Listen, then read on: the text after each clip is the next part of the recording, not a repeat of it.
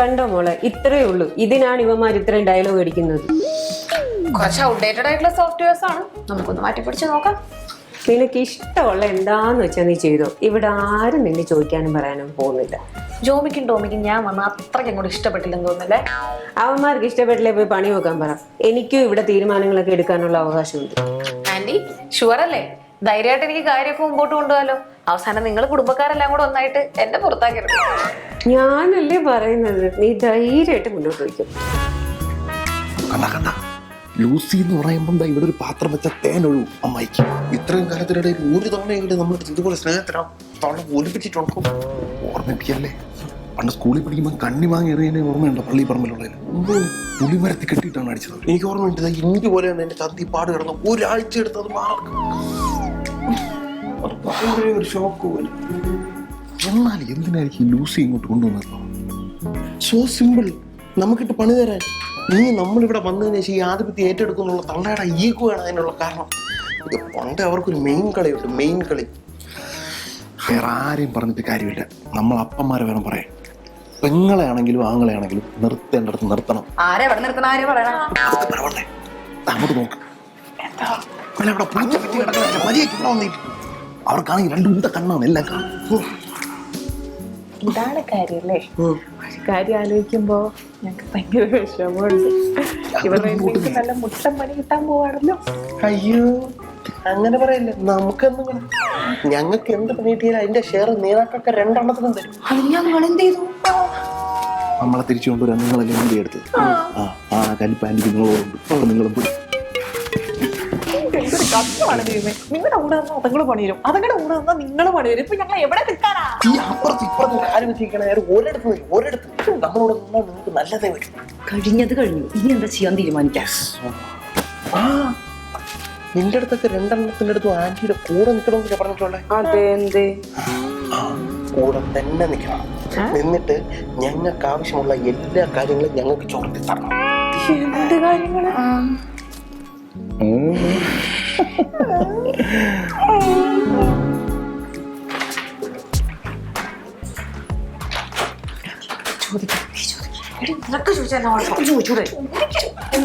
എന്താ രണ്ടും കൂടെ കിടന്ന് ചുറ്റിക്കളി? അല്ല, ഞങ്ങളുടെ എന്തെങ്കിലും സഹായം വേണോന്ന് ചോദിക്കാൻ വന്നതായിരുന്നു. സഹായോ? എന്ത് സഹായം? അല്ല മാഡം, ഈ ഓഫീസിന്റെ ഒക്കെ കുറെ ചുമതല ഏറ്റെടുത്ത സ്ഥിതിക്ക് ഞങ്ങളുടെ എന്തെങ്കിലും ഹെൽപ്പ് വേണമെങ്കിൽ ചോദിച്ചാൽ മതി. ഫസ്റ്റ് ഓഫ് ഓൾ, ഈ മാഡം എന്നുള്ള വിളി വേണ്ട. ഞാൻ അമേരിക്കയിൽ നിന്നാണ് വരുന്നത്. അവിടെ ഞങ്ങളുടെ സിഇഒനെ പോലും പേരാണ് വിളിക്കുന്നത്. ഈ ആവശ്യമില്ലാത്ത ഭക്തിയും ബഹുമാനൊക്കെ ഒരുപാട് ദോഷം ചെയ്യും. ഓ ഓക്കെ മാഡം. അല്ല ലൂസി, ഇനിയിപ്പോ ബഹുമാനം ബഹുമാനം വേണ്ടെന്ന് ആര് പറഞ്ഞു? ഈ സാറ് മാഡം അങ്ങനെയുള്ള വിളിയൊന്നും വേണ്ടെന്നേ പറഞ്ഞുള്ളൂ. അല്ല, അല്ലെങ്കിൽ ഞങ്ങൾക്ക് ബഹുമാനത്തിന് കുറവൊന്നുമില്ല കേട്ടോ. അല്ല, എന്തിനാണ് ഇപ്പൊ രണ്ടുപേരും കൂടി ഇങ്ങോട്ട് വന്നത്? അല്ല, അത് ഓൾറെഡി നേരത്തെ പറഞ്ഞില്ല. അത് നിങ്ങൾ എന്നോട് സംസാരിക്കാൻ വേണ്ടി ഇറക്കിയ അടവല്ലേ? ശരിക്കും രണ്ടുപേരും കൂടി എന്തിനാ വന്നാന്നാ ചോദിച്ചത്? അത് പിന്നെ പോരട്ടെ അല്ലേ? പറ. അതായത് ലൂസി ഇങ്ങോട്ട് വന്നതേ ഈ ജോമിക്കും ടോമിക്കിട്ടും നല്ലൊരു പണി കൊടുക്കാനാണെന്ന് ഞങ്ങൾക്ക് അറിയാം. എന്നാ ആര് പറഞ്ഞ നിങ്ങളോട്? ഞങ്ങളോട് മേരി മാഡം പറഞ്ഞേ ഇങ്ങോട്ട് ഒരാൾ വരുന്നുണ്ട്, കട്ട സപ്പോർട്ട് തരണം എന്നൊക്കെ. ഓൾറെഡി ഞങ്ങൾ മുതലാളിമാരായിട്ട് അത്ര ചർച്ചയിലല്ല. അപ്പൊ എന്ത് പണി കൊടുക്കാനാണ് ഞങ്ങൾ കൂടെ നിൽക്കാം. എന്താന്ന് പറഞ്ഞോ? നിങ്ങളെ വിശ്വസിക്കാവോ? പിന്നെ ഉറപ്പായി വിശ്വസിക്കാം. എന്നാലും ലൂസിയുടെ അടുത്ത പ്ലാൻ എന്താ? ഇവന്മാർക്കിട്ടൊരു പണി കൊടുക്കാനായിട്ടേ. എന്നെ കണ്ടിട്ട് എന്ത് തോന്നുന്നു? ഞങ്ങളുടെ അത്ര ഇല്ലെങ്കിൽ കുഴപ്പമില്ല, അതെ. അല്ല, ലൂസി ഞങ്ങളെയൊക്കെ സുന്ദരിയാ. അതെ, ഭയങ്കര സുന്ദരിയാ. സുഖിച്ചു ദേ ഇങ്ങോട്ട് നോക്കി. പറ്റിക്കാൻ എളുപ്പമുള്ളതൊന്നുമല്ലോ എഴുതി വെച്ചിട്ടുണ്ടോ? ഇല്ല. അതെന്താ അങ്ങനെ ചോദിച്ചേ? നിങ്ങളുടെ അതിബുദ്ധിമാന്മാരായ 2 മുതലാളിമാരും കൂടെയാണ് നിങ്ങൾ ഇങ്ങോട്ട് പറഞ്ഞു വിട്ടതെന്ന് അറിയാനുള്ള വിവരമൊക്കെ എനിക്കുണ്ട്. ഇനി അതല്ല, നിങ്ങൾക്ക് എന്നെ കണ്ടിട്ട് അങ്ങനെ അല്ലെന്ന് തോന്നുന്നുണ്ടോ എന്നറിയാൻ വേണ്ടിട്ട് ചോദിച്ചതാ. എന്തായാലും നിങ്ങൾ ഇവിടെ വരെ വന്നതല്ലേ, അവിടെ ചെന്ന് പറഞ്ഞേക്ക് ഈ നമ്പർ ഒന്നും ലൂസി എടുത്ത് നടക്കത്തില്ലെന്ന്. ഇതിന്റെ അപ്പുറത്തെ കളിയൊക്കെ കളിച്ചിട്ടാ ഞാൻ ഇങ്ങോട്ട് വന്നതെന്ന് കൂടെ പറഞ്ഞേക്ക് കേട്ടോ. പോവാ മോളെ. ബാ ആന്റി, ഇറങ്ങാം. നീ രണ്ട് എപ്പോഴും ഇവിടെ എല്ലാം കറങ്ങി ചുറ്റി നടപ്പുണ്ടല്ലോ, നിനക്കൊന്നും ഒരു പണിയില്ലേ ശരിക്കും? നല്ല പണിയുണ്ട്. ഞങ്ങൾ പോട്ടെ.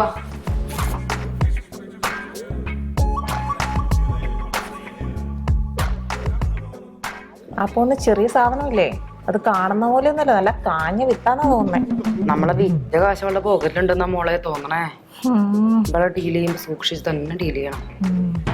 അയ്യോ ഇനിയിപ്പോ നമ്മൾ അവന്മാരോട് എന്തോന്ന് പറയാൻ പോയിട്ട്. എന്തേലൊക്കെ പറയാം.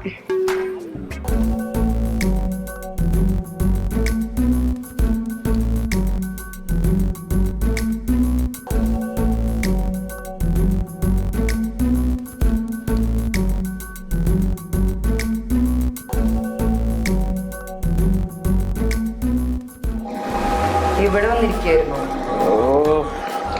നിനക്കൊക്കെ എന്തടി ഒരല്പ സമാധാനത്തോടെ എവിടെയെങ്കിലും ഇരിക്കാന്ന് വെച്ചാൽ സമ്മതിക്കരുത്. ഇപ്പൊ ഇവിടെ ഇരിക്കാന്ന് പറഞ്ഞേ.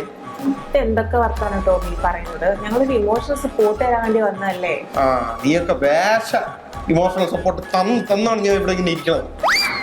കടിച്ചു കയറാൻ വരുന്നെങ്കിൽ ഒരു കാര്യം അങ്ങോട്ട് പറയട്ടെ. നിന്നെയൊക്കെ കടിച്ച എനിക്ക് പേ വരും. പറ.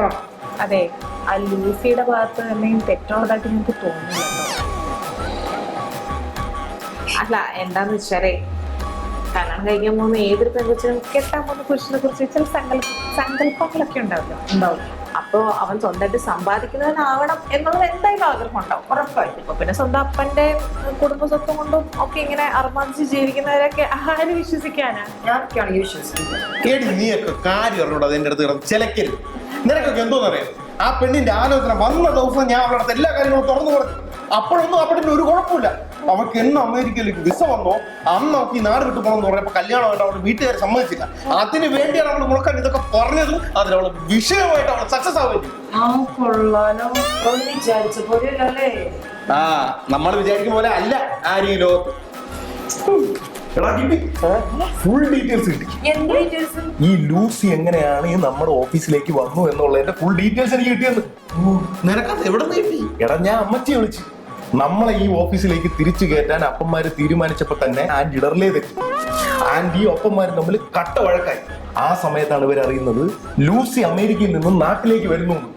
ദാറ്റ് ഓൾഡ് ക്രൂക്കഡ് ലേഡി എന്ത് ചെയ്യുമെന്ന് അറിയാം. അപ്പന്മാരടുത്ത് പോയി പറഞ്ഞു, ഇനി ഈ ഓഫീസിൽ നടക്കുന്ന ഒരു റിക്രൂട്ട്മെന്റിൽ ഇടപെടരുതെന്ന്. ആന്റിയെ ഒന്ന് അനുനയിപ്പിക്കാൻ വേണ്ടിയിട്ട് നമ്മൾ അപ്പന്മാര് അങ്ങ് സമ്മതിച്ചു കൊടുത്തു. അങ്ങനെയാണ് ഈ അമേരിക്കൻ ലൂസ് മോഷൻ ഇപ്പൊ ഇങ്ങോട്ട് വന്നിരിക്കുന്നത്. അങ്ങനെ വരട്ടെ. ചുമ്മാതല്ല, ഞാൻ ആലോചിക്കായിരുന്നു നമ്മുടെ കുടുംബത്തിന് ഇത്രയും നാട്ടിച്ച് ആ പെണ്ണിനെ ഇങ്ങോട്ട് കൊണ്ടുവരാൻ വേണ്ടി നമ്മൾ അപ്പന്മാരെ എങ്ങനെ സമ്മതിച്ചത്. ഇവിടെ നമ്മളെ കുടുംബത്തിന് ഇത്രയും നാണം കെടുത്തിയവളല്ലേ.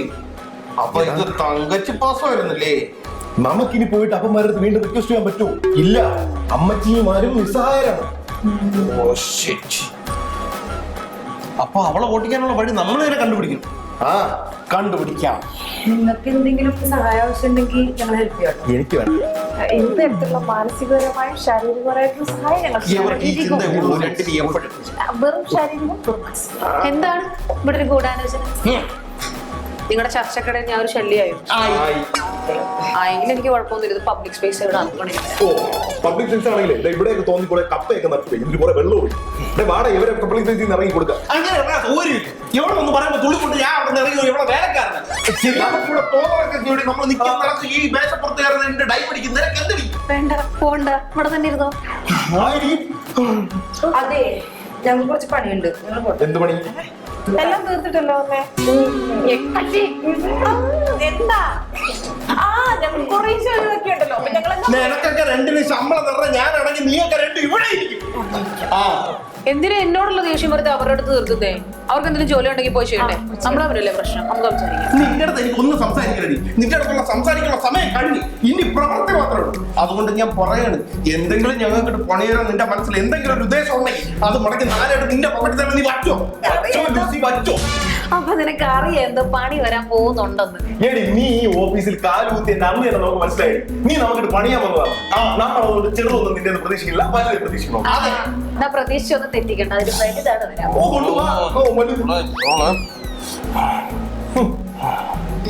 അവള് പറഞ്ഞ വലുത് മോൻ ഇവിടെ വന്ന് നിൽക്കുമായിരുന്നു. ഞാൻ എവിടെ എല്ലാം അന്വേഷിച്ചു. ഇവന്മാരോടൊക്കെ എന്താ വർത്താനം? നീയല്ല എപ്പോഴും ഇവിടെ കറങ്ങി തിരിഞ്ഞ് നിപ്പുണ്ടല്ലോ. നിനക്കൊന്നും ഒരു പണി ഒരുപാട് ജോലിയുണ്ട്.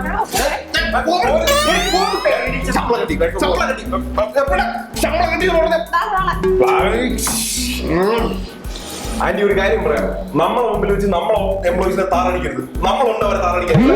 എനിക്കിഷ്ടമുള്ള ഉള്ളത് ആരുടെ മുഖത്ത് നോക്കി ഞാൻ പറയും. അതിൽ ഞാൻ വേറെ ഒന്നും നോക്കാറില്ല. എനിക്ക് ആരുടെ സമ്മതവും ആവശ്യമില്ല. സമ്മതം വേണം. കാരണം നമ്മൾ ഇവിടുന്ന് ജസ്റ്റ് ഒന്ന് ഇറങ്ങിയെന്ന് പറയും, ഈ ഓഫീസ് ഒന്നും എടുത്ത് തലയിൽ വെക്കേണ്ട കാര്യമില്ല. എനിക്ക് തോന്നുന്നത് എടുത്ത് തലയിൽ വെക്കുന്ന ശീലം എനിക്ക് ഉണ്ടെന്ന് തന്നെ കൂട്ടിക്കോ. എന്താ ഇപ്പോ ആന്റിക്ക് പണ്ടേ ഈ വഴിയെ പോണ വള്ളിയൊക്കെ എടുത്ത് തലയിൽ വെക്കേണ്ട കാര്യമുണ്ട്. അത് ഇവിടെ ഇറക്കണ്ടെന്നേ ഞാൻ പറഞ്ഞു. ഇറക്കിയാ നീക്ക് എന്തോ ചെയ്യും? എന്റെ സാലറിയിലെ സ്റ്റേക്ക് ഞാൻ വല്ലതും ചെയ്യും. ഇവന്മാരോട് സംസാരിച്ചു വന്ന സമയങ്ങളുണ്ട്. ആ സമയത്ത് നമുക്ക് വേറെ എന്തെങ്കിലും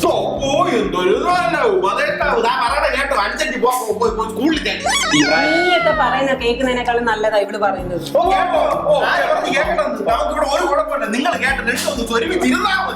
ആന്റി വാ, ഇവന്മാരോട് സംസാരിച്ച സമയങ്ങളുണ്ട്. ഇത് ഇവിടെ കൊണ്ടൊന്നും അവസാനിച്ചെന്ന് വിചാരിക്കാൻ പോന്നേ ഉള്ളൂ. കൊണ്ടുവരണേ, തുടങ്ങി കൊണ്ടുവരണേ, ഇവിടെ കാത്തിരിക്കാം. ടോമി അളിയോ, ഇനി അവരുടെ തനുനയത്തിന്റെ ഭാഷ നടക്കൂല.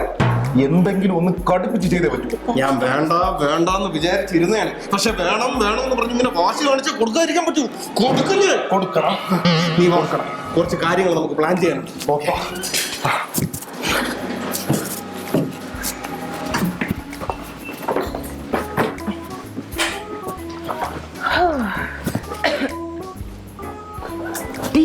എന്തെങ്കിലും പണിയെടുക്കുന്ന പോലെ അഭിനയിക്കെങ്കിലും ചെയ്യും. ആ യക്ഷികൾ ഇങ്ങോട്ട് വരും. അല്ലെങ്കിൽ ഇപ്പൊ നമ്മൾ പണിയെടുക്കാനുണ്ടല്ലോ പറയുന്ന കേട്ടോ. അല്ലെങ്കിൽ ആക്ടിങ് തന്നെയല്ലേ ഒന്നും ചെയ്യാറ്. പണിയെടുക്കടി.